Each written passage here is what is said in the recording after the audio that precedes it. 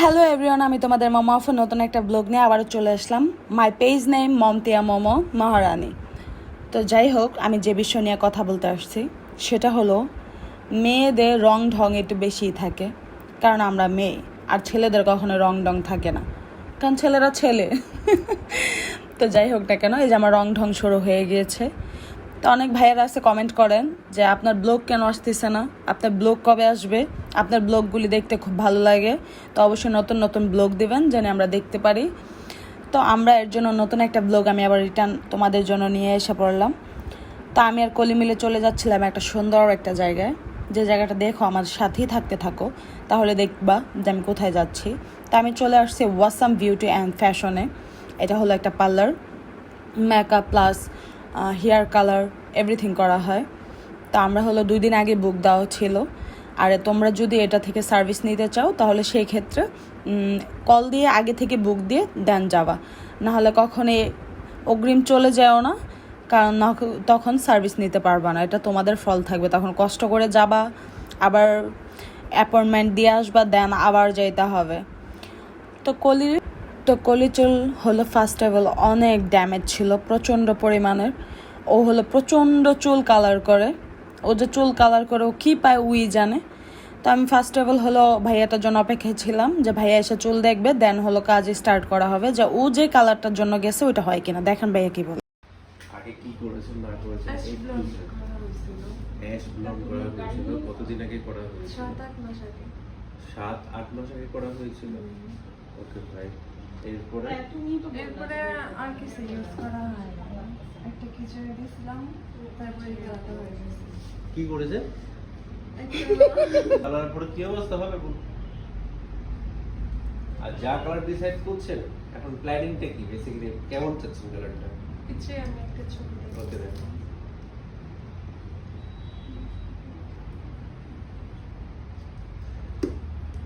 ও মাই god. ওকে, দেখুন আপনি যে কালারটা ডিসাইড করেছেন এটা হচ্ছে পুরোপুরি। তো কলি গিয়েছিল মূলত অ্যাশ কালার করার জন্য। তো ওইটা হবে না ওর চুলে, কারণ ওর চুল প্রচণ্ড ড্যামেজ।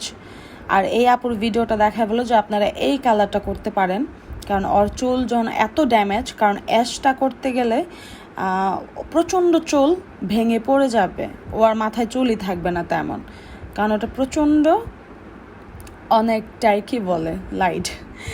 তো যাই হোক না কেন, তার জন্য আমরা লাস্ট পর্যায়ে সাজেস্ট করে এই কালারটাই নেই, কারণ ভাইয়া বলতেছিল যে চুলের প্রচণ্ড পরিমাণ উইক, ভালো না। তো তোমরা চাইলে এটা নিতে পারো, না চাইলেও না নিতে পারো। তোমরা চাইলে আমি অ্যাশটাও করে দিতে পারি, সেই ক্ষেত্রে তোমাদের চুল প্রচণ্ড ড্যামেজ হবে, আমাকে পরবর্তীতে কিছু বলতে পারবা না। তাই তোমরা একটু ভেবে চিন্তা করে আমাকে বলো, আমি ওইটাই করে দিই।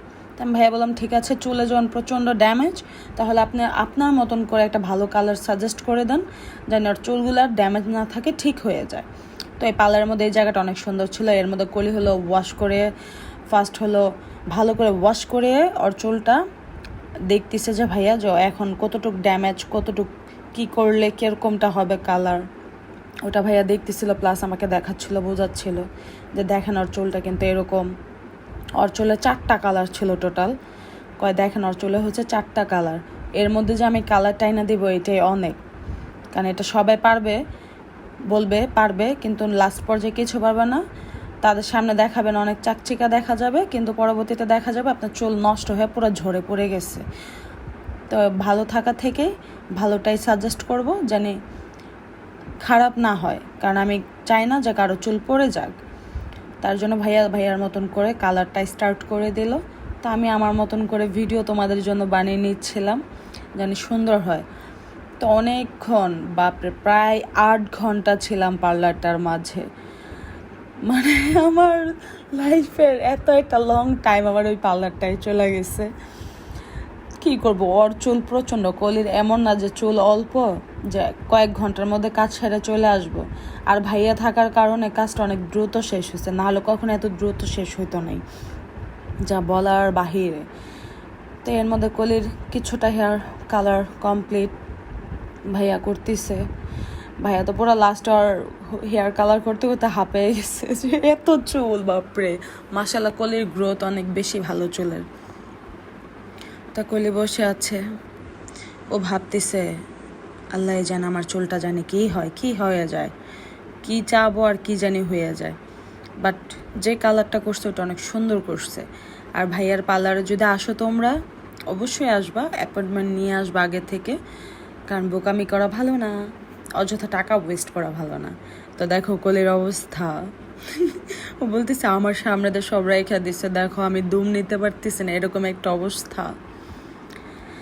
তো এটা দেখো, এটা হলো মেডিসিনগুলি সরানোর পর এতটুকু হোয়াইট হয়েছে, হোয়াইট না লাইট হয়েছে, সরি, তো মিস্টেক। এখন একদল লোক এসে বল ঠিক করে তো কথা বলতে পারেন না, আবার বলক বানাইতে চলে আসেন। যে যেরকমটা পারে সে তো এরকমটাই বানায়, তাই না?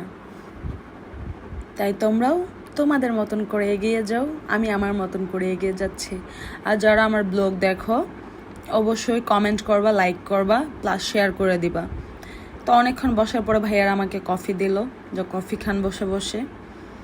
তো এটা হলো হাফ ব্রাউন করার পর হাফ ডার্ক করে দিচ্ছিল, জানি কালারটা অনেক সুন্দর করে আসে, কারণ ওর চুলের মধ্যে অনেকগুলি কালার ছিল, যার জন্য ওর প্রচণ্ড টাইম গেছে। যদি ন্যাচারাল একটা চুল থাকতো তাহলে এত টাইমটা লাগতো না ভাইয়ার। ও বসতে বসতে ওর মনে কোমরটা পুরো ধরে গেছে আর কি। এখন তোমরা দেখবা, জানো স্টেশনের, টঙ্গী স্টেশনের একটা পাগল দেখবা, এটা হলো টঙ্গী স্টেশনের পাগল নেই, ভুল ভাগ্যিসে পলাই জায়গায় চলে আসছে।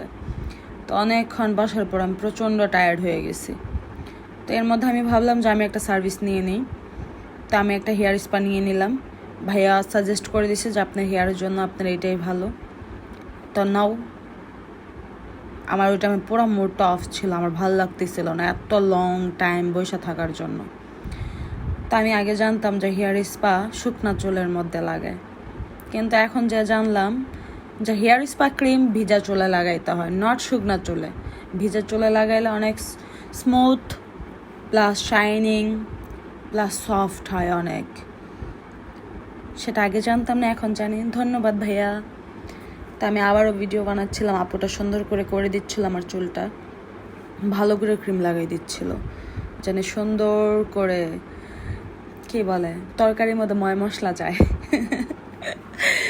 পাল্লা সবার মতন এত শুদ্ধ করে কথা বলতে পারবো না। তা নাও দেখেন না তোমাদের কলে আফুকে, আর দুষ্টামি শুরু হয়ে গেছিলো, একটু পর আর দুষ্টামি পুরাই অফ হয়ে যাবে। আর ভাল লাগতেছিল না, বলতেছিল। তখন আমি বলতেছিলাম যে তোর ফোনটার মধ্যে এটা ওয়ালপেপারটা দেখা, যা দেখি টাইমটা কয়টা বাজে। ও ফার্স্টে বুঝতেছিল না যে আমি কি বলতেছি। তো অনেকক্ষণ ভাইবা চিন্তা ও জানি কি হিসাব করতেছিল, ও আমরা কতক্ষণ ছিলাম ওইটা হিসাব করতেছিল। তাই আমি ওর বললাম যে ওয়ালপেপারটা অন কর, আমি একটা জিনিস দেখাই তোকে। তখন অন করলো, 7:48 বাজতেছিল, বুঝো বিষয়টা। তো ফার্স্ট ক্রিমটা ওয়াশ করার পর ভাই আমাকে ডাক দিয়ে নিয়ে দেখাচ্ছিল যে দেখেন আপনার বোনের চুলের অবস্থা এরকম, ধরলেই ছিঁড়ে যাচ্ছে, ওর অবস্থা প্রচণ্ডই খারাপ। আর ও যদি এখন অ্যাশ ব্রাউনটা করতো তাহলে চুলের অবস্থা আর প্রচণ্ড খারাপ হয়ে যেত, তখন সেই ক্ষেত্রে আমাকে কোনো দায় রাখতে পারতেন না। তাই সাজেস্ট করে এটাই দিছি, এটাই অনেক ভালো ছিল। হ্যাঁ ভালো, অনেক সুন্দর একটা কালার আসছে, সেটা তোমরা শেষ পর্যন্ত দেখো তাহলে বুঝতে পারবো যে কী কালারটা আসছিল। তারপর সুন্দর করে কালারটা মিক্সড করে দিচ্ছিল যেন সুন্দর একটা কালার আসে, নাইস কালার আসে। আমি বয়স দিতে দিতে আমি টায়ার্ড হয়ে যাচ্ছি তোমাদের জন্য। তা আমাকে মাঝখান থেকে একটা টুপি পরাই দিল, মানে করোনা চলে আসছে। তো ফার্স্ট ওয়াশের পর ভাইয়া আমাকে বললো যে দেখেন এই কালারটাই রাখবেন নাকি চেঞ্জ করবেন। পর আমি বললাম যে ভাইয়া না, এটা থেকে একটু ডার্ক করে দেন, কারণ এটা প্রচণ্ড হাইলাইট, এটা হাইলাইট থাকলে পরবর্তীতে দেখা যাবে আরও প্রচণ্ড হাইলাইট হয়ে যাবে শোকার পরে, এই জন্য একটু ডার্ক করে দেন যেন এই কালারটা অনেক সুন্দর আসে। পরে ভাইয়া বললো ওকে দেন। আমাদের জন্য নুডলস নিয়ে এসে পড়লো ভাইয়া, আমাদের জন্য না, এই জায়গায় যত ক্লায়েন্ট আসে তাদের জন্য নিয়ে আসে বিকালের নাস্তা। তাই আমার হেয়ার স্পাটাও হয়ে গেছে অনেক সুন্দর করে, চুলটা অনেক সফট ছিল, এখনও আছে আর থাকবেও। তো কলিও খাচ্ছিল, কলির আর ভাল লাগে না, ও আর খাবে না, কারণ ওর নুডলস তেমন পছন্দ না। তো দেখো কালার, ফিনিশিং কালার এটা আসছে অনেক সুন্দর, ওর অনেক বেশি মানাইছে। আর আমি হলো কালার চুল তেমন পছন্দ করি না, যার জন্য আমি চুল কালার করি না, শুধু কালোই রাখি। কিন্তু তোমরা যদি উৎসাহিত দাও তাহলে আমি চুল কালার করতে পারি তোমাদের জন্য। তো আমি ভাইয়ার সাথে অনেক দুষ্টামি করছি আজকে, অনেক জ্বালাইছি পর্যন্ত ভিডিও নিয়ে, প্রত্যেকটা ভিডিওতে ভাইয়াকে জ্বালাইছি। তো দেখা, এটা হচ্ছে কলির ফাইনাল লুক। তো অবশ্যই নতুন ব্লগের জন্য তোমরা অপেক্ষায় থাকবা, আমার জন্য দোয়া করবা। আমিও তোমাদের জন্য দোয়া করি, তোমরা ভালো থাকো, সুস্থ থাকো। আমার ভিডিওগুলি লাইক, কমেন্ট, শেয়ার করে দিও। খোদা হাফেজ।